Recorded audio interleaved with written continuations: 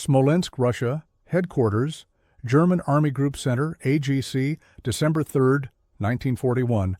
Army Group Commander, 61-year-old General Feldmarschall Fedor von Bock, is a troubled man. The day before, he had told his field army commanders who were attacking Moscow that the enemy was close to breaking. Today, he wasn't so sure. Today, the Army Group's 4th Army, directly west of Moscow, had gone over to the defensive. The Army commander, 59-year-old General Feldmarschall Günther von Kluge, halted the attack because his troops were simply exhausted and could go no farther. General der Panzertruppen Georg Hans Reinhardt's 3rd and General Oberst Erich Hübner's 4th Panzer Armies north of Moscow, as well as General Oberst Heinz Guderian's 2nd Panzer Army south of Moscow, were similarly idled. Panzer Groups 1 and 2 had been renamed Panzer Armies in October. Panzer Groups 3 and 4 would be renamed as such in January 1942. For clarity, all are here referred to as Panzer Army. Motors would not turn over, the oil in their crankcases turned to ice. Machine guns would not fire, their mechanisms frozen solid. At night, the temperature hovered around 20 degrees Fahrenheit, and there was a blizzard blowing around the capital. What the Red Army had not been able to accomplish, General Winter did. The German advance on Moscow had literally stopped cold. This was what the Soviets had been waiting for. They knew that the moment the Germans stopped advancing was the moment that they must take the offensive. They could not let them prepare positions or bring forward infantry to hold the line. They must strike now, whether their assault units were in position or not. That is exactly what they did. The order for the counteroffensive went out on the night of the 4th. Army General Georgy Zhukov, the 45-year-old commander of the Western Front, would command the counteroffensive. Zhukov had bested the Japanese at Khalkhin Gol prior to World War II, but had found little success thus far against the Zhukov had 7 new armies from the Strategic Reserve to throw against the Germans. In addition to his Western Front, Zhukov's command for the attack included 2 armies from the Kalinin Front to the north and 2 armies from the Southwest Front to the south. In total, 1.1 million men, 76 .52 guns and mortars, 774 tanks, and 1,000 aircraft.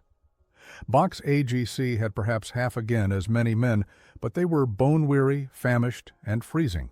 The Soviets had fresh forces from all over the country, rifle divisions and tank units from the Volga, the Urals and the Far East, ski troops from the Gorky and Kirov areas, cavalry formations from Central Asia. They would not all attack at once, but would be fed into the battle in stages as the offensive developed. Zhukov's plan was nothing if not ambitious. The first phase would strike at the most serious threat at the moment, the 3rd and 4th Panzer Armies thrust north of Moscow, with the 30th Army, 1st Shock Army, 20th Army, and 16th Army.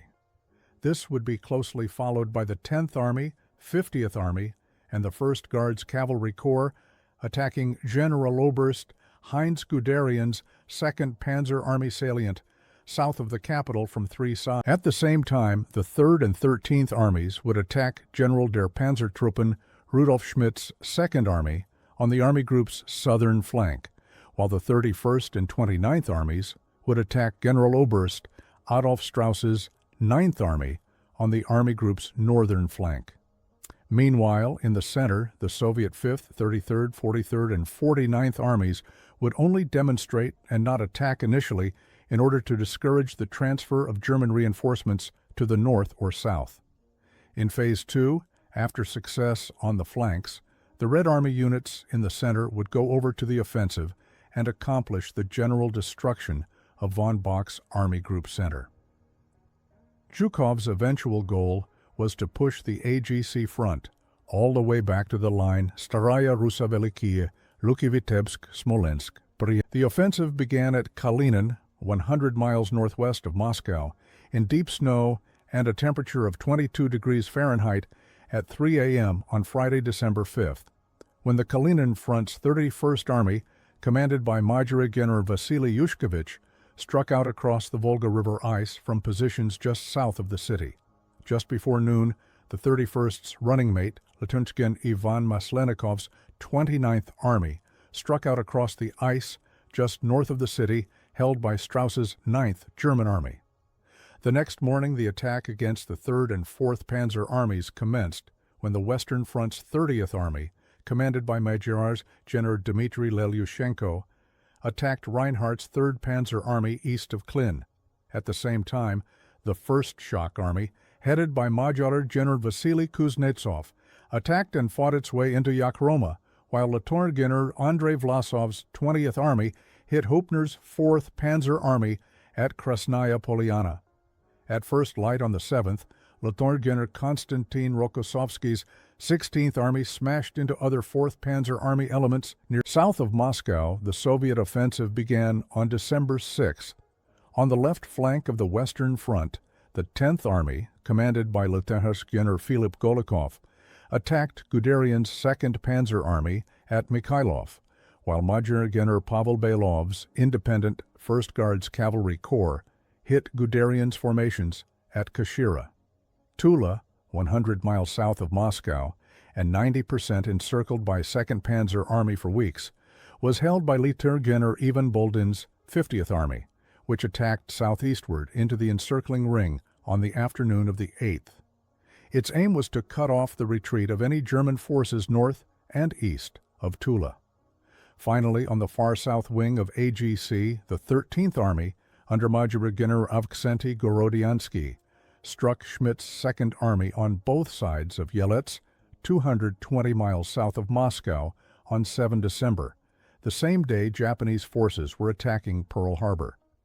This was followed the next day by Major General Yakov Kreiser's 3rd Army attack on almost the entire front around Moscow, which was covered in several feet of snow and constantly subjected to blizzard conditions, was, by the end of the first week of December, fully in flames.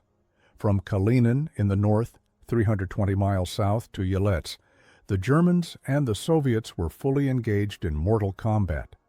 On the northern flank, General Oberst Adolf Strauss's 9th Army had managed to hold off the 29th and 31st Armies on December 6th and keep them from closing their encirclement of Kalinin.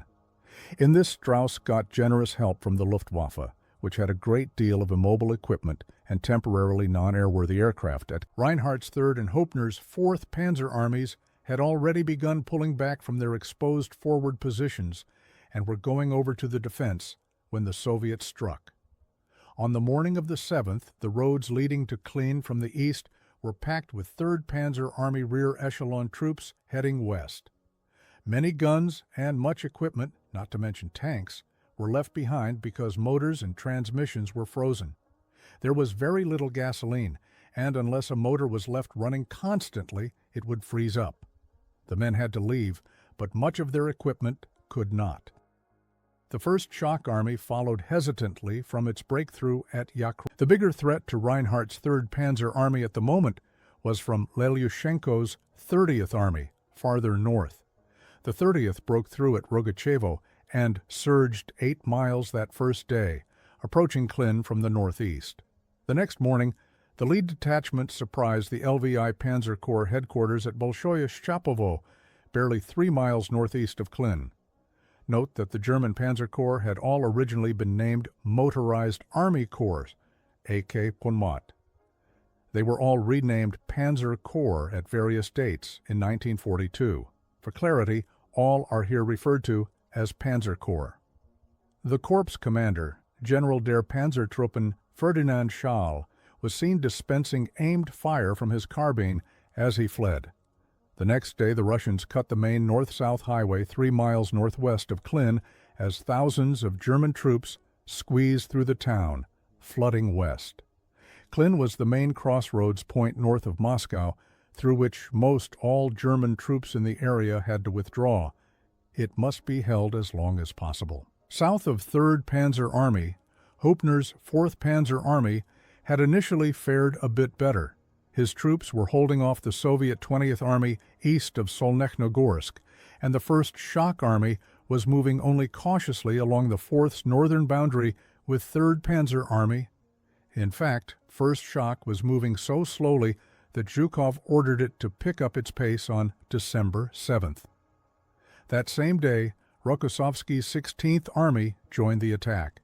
The 16th was one of the best-equipped Soviet armies of the Western Front and showed it that first day, surging some 20 miles and capturing Kryukovo on the 8th. In the center of the Army Group front, von Kluge's 4th Army, the last army to halt its attack on Moscow, was initially very fortunate. As mentioned, the Soviet units opposite 4th Army were not to attack initially, only demonstrate, and most did little of that. Consequently, 4th Army had a chance to dig in and consolidate its front. They were even able to spend some time reconnoitering and improving the winter line positions to the west into which they expected to withdraw. German aerial reconnaissance reported many trains converging on Moscow from all points, and signal intelligence indicated that there were at least 25 more enemy divisions and brigades on the radio in the Army Group area than there had been a month before. Von Bock had opined a week earlier that the enemy had no more fresh units to oppose his forces. Only by stripping units from other fronts could they bring more troops to combat against AGC. Today, he was rethinking that position and trying to scrape up reserves wherever he might find them. When Generaloberst Franz Halder, the chief of the Army General Staff, told von Bock not to expect any replacement battalions before mid-January, von Bock replied that he didn't need replacements. He needed trained, fully equipped divisions. Halder informed von Bock he simply did not have any of those to offer. All up and down the front, a fundamental transportation problem had cropped up for the first time. Ever since the invasion of the Soviet Union in June, German railroad workers had been busy converting the wide Russian railroad tracks to the narrower gauge used on the continent so that their German trains could deliver guns, supplies, and troops from their point of origin all the way to any destination in Russia without having to unload, then reload on wider gauge cars at some point. Ironically, the brutal winter of 1941-1942 made that effort problematic because it was discovered that only the insulated Russian locomotives could hold steam in the sub-zero weather. So, just when the Germans needed it most, a large part of their transportation system failed. For just one day, December 8th, the temperature rose above freezing throughout the Moscow area, and the snow turned to freezing rain. The ground itself and everything on it was still quite cold, so everything that was rained upon developed a not-so-thin covering of ice. It was inconvenient for all, but more so for the Germans since they were forced to improvise many of the things that they needed. In another surprising consequence of the weather, most telephone and telegraph lines, weighted down by the heavy ice, broke and fell, further complicating an already chaotic situation. South of Moscow, Guderian's 2nd Panzer Army had already begun to withdraw from its forward positions when the Soviets attacked on the 6th. Just like 3rd and 4th Panzer Armies north of Moscow, the 2nd Panzer Army's attack had earlier ground to a halt, and it was trying to secure the front for the winter. Having just broken off their own attack, many of Guderian's units had their assault forces up front and well positioned to hit the enemy's initial attacks. At Tula, Feinschwittfehr Panzer Corps' 3rd Panzer Division and 296th Infantry Division had blocked the Soviet 50th Army when it tried to break out to the southeast. 50 miles to the east, the 10th Motorized Infantry Division was successfully slowing down the Soviet 10th Army at Mikhailov, and north of Venev, the 17th Panzer Division had held off the 1st Guards Cavalry Corps for a full day. Unfortunately for Guderian, the Soviet 50th Army eventually found success when it redirected its attack, and by the 10th it had penetrated a seam between the X-3rd Army Corps and 24th Panzer Corps west of Tula. Farther south, Rudolf Schmidt's 2nd Army wasn't faring quite so well. His army had basically been filling the gap between 2nd Panzer Army and Army Group South's northernmost unit, Walter von Reichenau's 6th Army, and held a 180-mile front with just 7 divisions. When the enemy was reeling from heavy blows delivered by German units, A division holding a 25-mile front was not too much of a problem, but when that enemy was attacking and looking to penetrate, it was definitely a problem. The Soviet 13th Army had penetrated the Zhukov Army Corps on both sides of Yelets, and by the 8th had captured Yelets and forged a 50-mile deep penetration toward Novosil. The flanks of the penetration were, of course, vulnerable, but General Schmidt could not take advantage because his vehicles had little fuel. Despite these successes on the south flank, Zhukov was not happy about what he considered his army's tactical shortcomings. On the 9th, he issued a directive to all his forces telling them to stop trying to push the enemy back frontally, for this only gave them an opportunity to regroup and redeploy to new positions. Instead, they should penetrate the enemy's front and drive deep into his rear, destroy his artillery, and cut him off. The Germans were becoming desperate. The troops were exhausted, their units under strength and ill-equipped, and they were at the end of a 1,000-mile supply line that had completely broken down. Typhus was spreading like wildfire, thanks to the body lice and other vermin the troops had to live with. Unfortunately, there was only enough typhus serum to inoculate medical personnel and troops over 45 years of age. The German troops marveled at the Russian winter uniforms, felt-lined boots, fur caps, and quilted tunics, while they toiled in worn-out boots, threadbare summer uniforms, and no heavy coats. Discipline was breaking down. Troops were walking west on their own without weapons, foraging for food. Guderian described his army as a scattered assemblage of armed baggage trains slowly wending their way to the rear. On December 8th, Hitler issued his Directive No. 39 for the winter campaign. He said that because of the early onset of cold weather and consequent problems with supply, all offensive operations were to cease, and units would go over to defensive positions. But only minimal withdrawals were to be made, and only when absolutely necessary, and then only when new positions had been prepared. The generals were becoming deeply concerned. Was Hitler getting an accurate picture of their situation? Did anyone in Berlin actually know what was going on at Moscow? On the 13th, the commander of the German army, General Feldmarschall Walter von Brauchitsch, visited AGC headquarters at Smolensk to meet with the generals. He told von Bock that OKH, Army High Command, and Hitler were fully aware of the Army Group's struggles against the enemy and nature. Bock told him that the way things were going, his troops would be destroyed in 8 to 10 days, and that it was therefore necessary to withdraw to the Königsberg Line, Rzhev, Gzhatsk, Orel, Kursk, and, if necessary, to sacrifice equipment to save the men. After visiting von Kluge and Guderian in Roslavel, Brauchitsch returned to Smolensk and told von Bock that he agreed to the withdrawal von Bock had proposed. Unfortunately, as soon as Hitler heard about the withdrawal, he said no. He said the panzer armies were allowed to pull back from Kalinin, Klin, and Tula in order to straighten their lines, but he forbade any general withdrawal, at least until fighting positions had been prepared into which the units could withdraw. Bock hadn't spoken to Hitler directly, so he felt free to assume that the beginning of some preparations would satisfy him, and thus ordered his armies to begin such preparations to the extent possible and to prepare to withdraw. By December 15th, the last units of 3rd Panzer Army had fought their way through Klin in fierce combat against units of both the 30th Army and 1st Shock Army.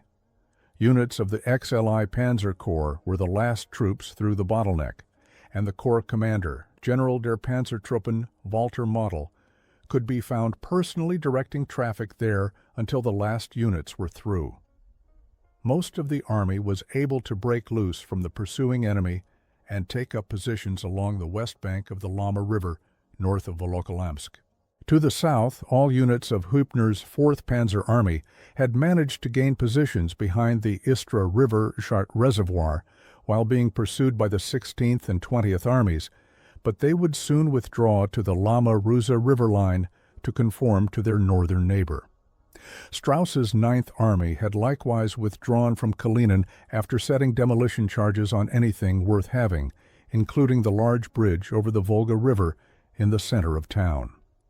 To the south of Moscow, Guderian's 2nd Panzer Army had been penetrated by Ivan Boldin's 50th Army, and a gap was opening up at Dubna between 24th Panzer Corps and 6th Third Army Corps to its north.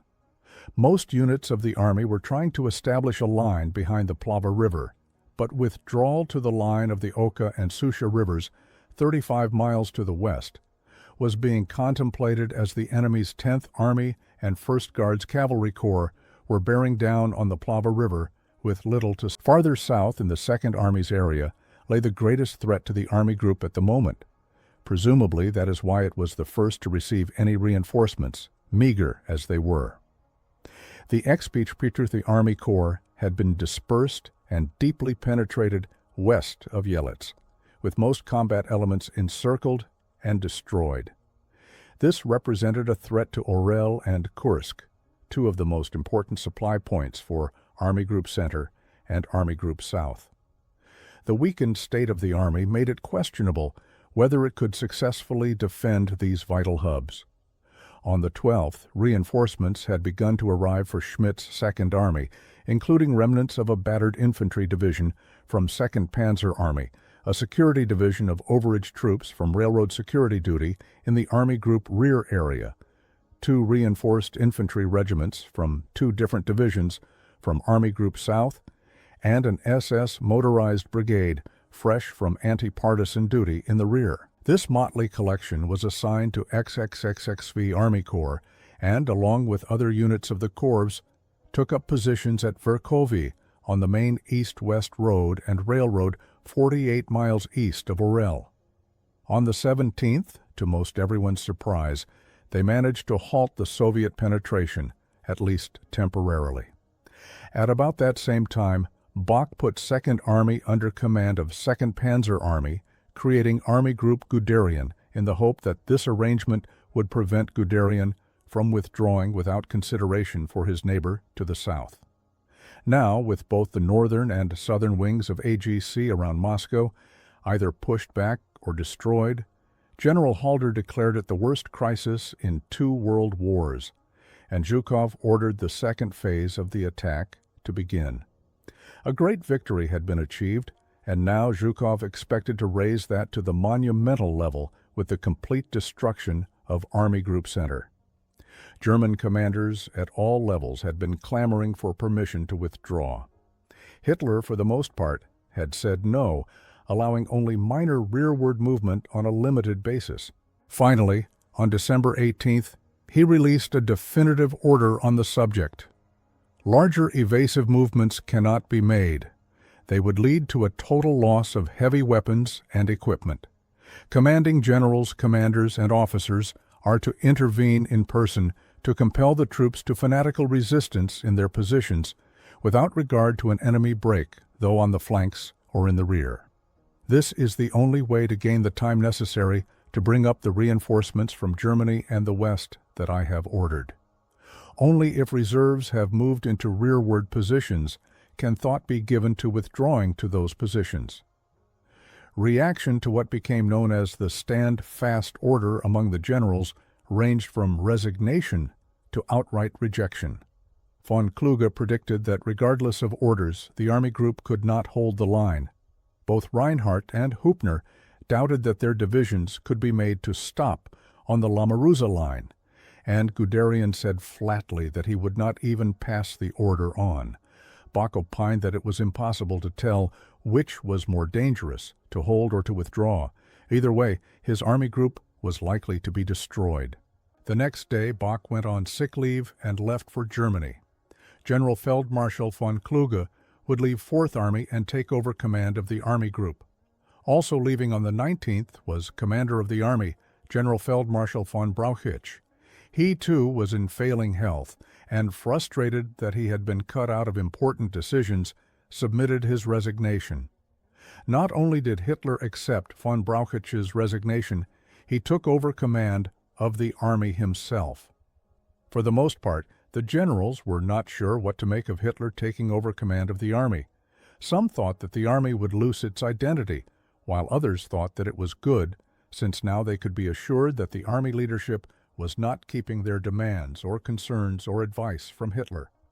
Among the rank and file, it was virtually unanimous. They were delighted. They had complete faith in Hitler, and any doubts that they had quickly turned into optimism. But at the front, the troops were still hard-pressed, particularly on the southern flank, near Guderian's 2nd Panzer Army. The penetration between the Army's 24. Panzer Corps and next 1st Army Corps on the Army's northern flank had grown to almost 30 miles wide. Hitler urged Guderian to close the gap, but Guderian said it couldn't be done from the south. All roads were poor quality and covered in drifted snow several meters deep. On the 18th, the X-3 Army Corps was transferred to von Kluge's 4th Army, so now the gap was between 2nd Panzer Army and 4th Army, and an Army group problem rather than just a 2nd Panzer Army problem. The next day, 24. Panzer Corps and its badly battered panzer divisions were pulled off the front and sent to Orel for a quick emergency refit. When 24. Panzer Corps was withdrawn, Lee Spreyer's Army Corps, commanded by General der Infantry Walter Fischer von Weikerstal, took over the northern half of the 2nd Panzer Army front. The Corps' units were desperately trying to build a front along the west side of the Plava River when, on December 22nd, the 296th Infantry Division was deeply penetrated by troops of the Soviet 10th Army charging across the frozen. The next day, the neighboring 167th Infantry Division was virtually destroyed. Fearing his division would be encircled and destroyed, General Lieutenant Wilhelm Stemmermann, commander of the 296th, ordered his units to fall back to the next defensible position along the Oka River at Belev, over 40 miles to the west. Guderian immediately used the 296th's unauthorized withdrawal as justification for withdrawing the remainder of his front back to the Oka-Susha River line. In the fall, the Army had built some positions along the river line as it advanced and could reoccupy them now, he argued. Von Kluge said absolutely no, not without Hitler's consent, and Hitler told Guderian to leave his front exactly where it was. Over the next few days, 2nd Panzer Army continued its withdrawal to the Oka-Susha line, while von Kluge and Guderian sparred over it from afar. Von Kluge complained to Halder and to Hitler that Guderian refused to follow orders, that he did as he pleased, and filed misleading reports. Guderian told von Kluge, "In these unusual circumstances, I lead my army in a manner I can justify to my conscience." The two men would have very strained relations throughout the war, von Kluge even challenging Guderian to a duel in 1943. Von Kluge called Halder at 10 minutes to midnight on Christmas Eve and informed him that Guderian had asked to be relieved and court-martialed. The next day, Hitler relieved Guderian and replaced him with Rudolf Schmidt from the 2nd Army. By the end of the year, all units of the 2nd Panzer Army were fairly well entrenched along the western bank of the Oka and Susha rivers from Belev south to the 2nd Army front near Novosil. The beginning of Phase 2 of the Soviet attack on December 18th meant that the Soviet armies facing the middle of Army Group Center all swung into action. The 4th Army bore the brunt of these attacks and held up fairly well, at least initially. The Soviet 33rd Army, commanded by Lieutenant Engineer Mikhail Yefremov, and 43rd Army, commanded by Major Skinner Konstantin Golubev, struck WW2 Army Corps units and LWII Panzer Corps units along the Nara River on either side of Narofominsk and quickly became bogged down in the extensive defensive positions along the river. To the south, Lieutenant General Ivan Zakharkin's 49th Army hit the 3rd Army Corps units on both sides of Tarusa and also gained little ground. North of 4th Army, the 4th Panzer Army's 7th Army Corps also held off the initial attack by Lieutenant General Leonid Govorov's 5th Army, northeast of Moshaisk. The German units immediately west of Moscow had had some time to build defensive positions. There was a brief glimmer of hope as farther north on the left flank of 4th Panzer Army and in the 3rd Panzer Army sector units of the XLI and LVI Panzer Corps, after withdrawing from Klin, had been able to settle in on the west side of the Lama River, north from Volokholamsk. South of there, the XLVI Panzer Corps held the line along the west bank of the Ruza River. The troops had broken contact with the pursuing enemy during the withdrawal and reached the river line a day or two ahead of the Soviets. This gave them a chance to catch their breath, get some sleep, and enjoy hot food for the first time in several days. In the far northeast corner of the Army Group front, 9th Army units withdrawing southwestward away from Kalinin were hotly pursued by elements of the Soviet 29th and 31st Armies. The Soviet 30th Army, transferred from the Western Front to the Kalinin Front, was also closing in from the east. The primeval wilderness, full of frozen swamp and dense forest, was equally difficult for both pursued and pursuer. But the Soviets' extensive use of sledge columns to bring forward food and ammunition gave them a distinct advantage. Hitler had previously given permission for Strauss to pull his 9th Army's northeast corner back from Kalinin to Staritsa, but the commander wanted to keep going to the Königs. Strauss flew to Army Group headquarters on the 21st to plead his case. He told von Kluge that Staritsa was just a spot on Hitler's map, that it had no value at all. On the ground, it was nothing more than a clearing in the woods. Strauss wanted to continue southwestward to Rzhev, where there were at least some facilities and communication assets. Rzhev was the northern anchor of the Königsberg Line, Rzhev, Gzhatsk, Orel, Kursk, where some defensive positions had previously been completed. Von Kluge told Strauss he could withdraw only if Hitler agreed, which of course he did not. At that point, the 9th Army Front, which began as a squared-off corner with an east-facing front and a north-facing front, had become a northeast-facing diagonal line from its connection with 3rd Panzer Army north of Volokholamsk, northwestward past Staritsa to Army Group North at Ostashkov. The last 10 days of the year were some of the most difficult the Army Group had faced since the beginning of the war. Many thought that it was about to disintegrate. On December 22nd, in a freak accident, the very able Chief of Staff of the 4th Army, General Major Günther Blumentritt, was run over by a truck in the darkness and medically evacuated.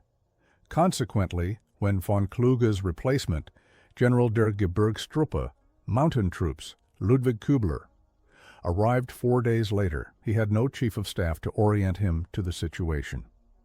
One of Kübler's first orders of business was to determine how best to defend his own headquarters in Yukhnov. The 4th Army HQ had been forced to flee Maloyaroslavets on Christmas Day, and now Soviet cavalry was surging through the gap on 4th Army's south flank toward Yukhnov. By the end of 1941, Kübler's 4th Army had a large gap on each flank. In the north, there was a 13-mile gap between LVI Panzer Corps units west of Maloyaroslavets and 4th Panzer Army units at Borovsk.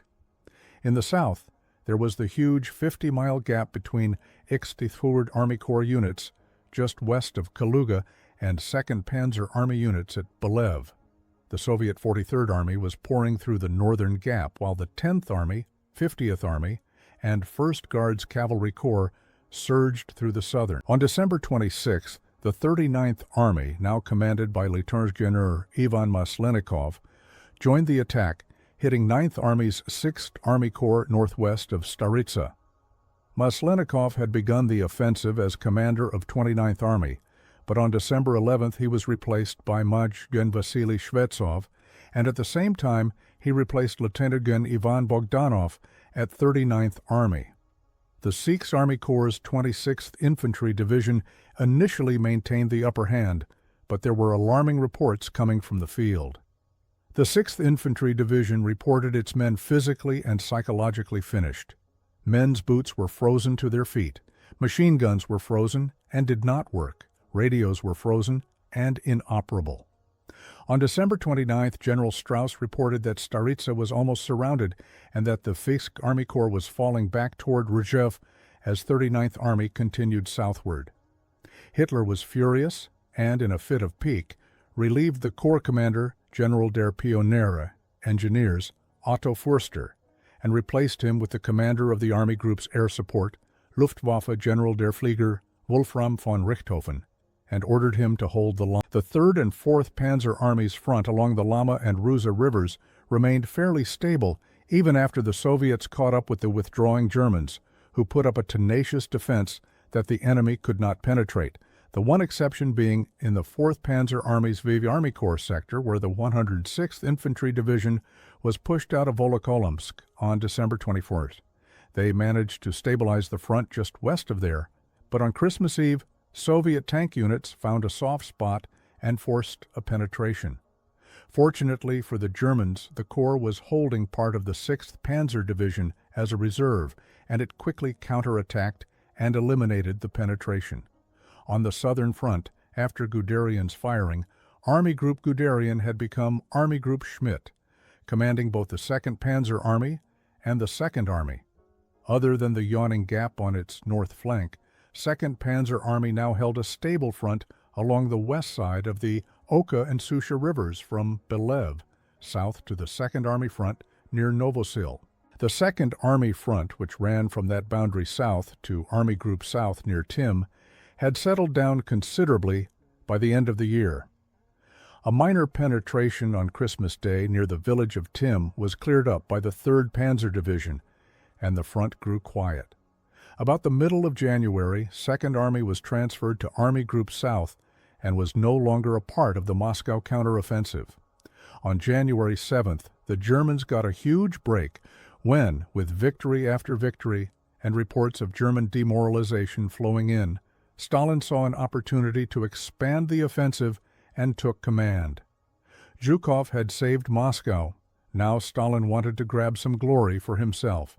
He envisioned not just pushing Army Group Center back, but encircling and annihilating it along with Army Group North and Army Group South. It would be a colossal undertaking involving 9 of the 10 Soviet fronts, making 4 large encirclements. A front was a Russian military formation, roughly equivalent to an army group, and generally contained 3 to 5 armies. It should not be confused with the term military front, which is a geographic area in wartime. The Leningrad and Volkhov fronts would encircle Army Group North and free Leningrad. The Northwest Front would help in the encirclement of Army Group North and send its left flank units on a deep outer encirclement of Army Group Center to close at Smolensk. The Kalinin and Western fronts would continue their operations against Army Group Center on an expanded basis. The Kalinin front would battle against Army Group Center's northern flank and send its right flank units deep in an inner encirclement of Army Group Center to close at Vyazma. The Western Front would continue operations against the middle of Army Group Center and send its left flank units to close the inner encirclement at Vyazma. The Bryansk Front's right flank units would close the outer encirclement of Army Group Center at Smolensk, while its left flank units cooperated with the Southwest Front and the South Front in the encirclement of Army Group South. Finally, the Transcaucasus Front would continue operations in the Crimea and attempt to encircle General Erich von Manstein's 11th Army there. Operations against Army Group Center would have priority, but would no longer have Stavka's undivided attention. Soviet transport aircraft, which were used to supply troops and partisans in the hinterland and were already in short supply, would be dispersed to other fronts. Reserves and replacements, not to mention fuel and ammunition, would now be needed throughout, not just in the center. All sorts of support previously dedicated to operations against Army Group Center would now be spread throughout the country. Unfortunately for the Soviets, offensive combat operations were still a fairly new proposition, and they made numerous elemental errors at all levels of command. They usually tried to bludgeon their way forward, seldom bothering to concentrate at a point of main effort. They habitually dispersed their armor and artillery and paid little attention to the coordination of the various combat arms. Their attacks always produced an inordinate number of casualties. Manpower was their most abundant asset, and they treated it that way. The theater-wide offensive was an overreach by Stalin, and Soviet units throughout the country paid for it. Most of the Soviet divisions attacking AGC had been in action for more than a month and were rapidly wearing down. Virtually all divisions were down to fewer than 4,000 troops, and most tank brigades had but one T-34 left. All this and the fact that a week later Hitler decided to allow the Army Group to withdraw to the Königsberg Line virtually assured the survival of Army Group Center and made Hitler's stand-fast order appear to be tactical genius. The Germans, while still under immense pressure, were beginning to find their footing. They were actually receiving some reinforcements and settling down into positions along a new front. In some places, the new front was not very far from the old front. For instance, in mid-January, in the 4th Panzer Army sector, the 7th Army Corps was holding positions just east of Moshaiysk, less than 12 miles west of the positions they held when the Soviet attack had begun in early December. After they withdrew into their Königsberg Line positions farther west on January 22nd, they would remain there, less than 50 miles west of where they started and less than 100 miles west of Moscow, until March 1943. In the meantime, there was still much fighting and dying to be done. In another fortuitous circumstance, General Feldmarschall von Kluge had General Walter Model at hand when, on January 18th, General Strauss asked to be relieved of command of 9th Army. Model, the 50-year-old commander of the XLI Panzer Corps, was a dynamic, energetic, ambitious commander and took over at a moment of great danger for 9th Army. The 9th Army's 6th Army Corps had been penetrated northwest of Rzhev, and the Soviet 39th Army was flowing southward just a few miles west of the Rzhev-Vyazma Railroad, while Shvetsov's 29th Army prepared to follow.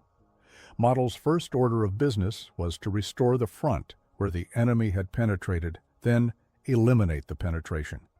Right away, Hitler tried to tell the new commander how to conduct his business and told Model that he must weaken his attack forces to ensure the protection of Vyazma. Model immediately flew to Hitler's headquarters and bluntly asked the dictator, "Who commands 9th Army, you or I?"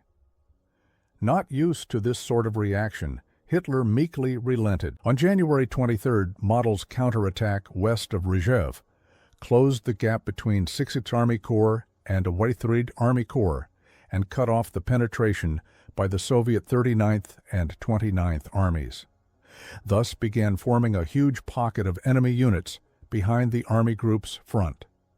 Another element of this growing pocket behind the front were the 1643 parachute and air-landed troops the Soviets inserted behind 4th Army in the 3rd week of January. Expecting to fight disillusioned, fleeing Nazi troops, these soldiers instead faced determined attacks by disciplined troops consolidating their positions. Partisans, too, were a large part of the growing presence behind the front. They had always been a part of the landscape, but with the insertion of uniformed Soviet troops, the partisans became much better organized and equipped. Some military units even drafted local partisans into the ranks on the spot to make up for. Another pocket of cut-off Soviet troops began forming south of Vyazma, when the gap between 4th Panzer Army and 4th Army, through which Yefremov's 33rd Army and part of Golubev's 43rd Army had penetrated, was closed by a 20th Panzer Division attack on February 3rd. The 43rd tried unsuccessfully to reopen the breach from both sides, but the 33rd slowed to a stop, seemingly without a mission. The huge gap south of 4th Army to 2nd Panzer Army was also slowly becoming repopulated by German troops. In about the middle of the gap lay the small town of Sukhanichi, where the German 216th Infantry Division had been encircled since late December. The Soviets never mounted a prepared attack to take Sukhanichi. They simply bounced off when they found the town defended and continued their attack westward. But the town was falling further and further behind the front. Something had to be done. In mid-January, the 24th Panzer Corps, commanded by General Lieutenant Willibald Baron von Langermann, und Erlenkamp, with parts of 2 panzer divisions and an infantry division, launched an attack from Zizdra to relieve the 216th and help it withdraw. Langermann's troops reached Sukhanichi through chest-deep snow on January 24th and completed the withdrawal from there by the end of the month. The Corps and the troops thus released, as well as units arriving from France, then began forming an irregular front from 2nd Panzer Army's Left First Army Corps near Belev, northwest, to the 4th Army boundary near Pesochny.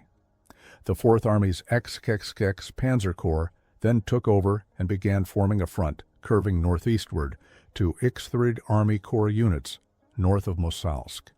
This produced a large C-shaped bulge in the front that remained until 1943.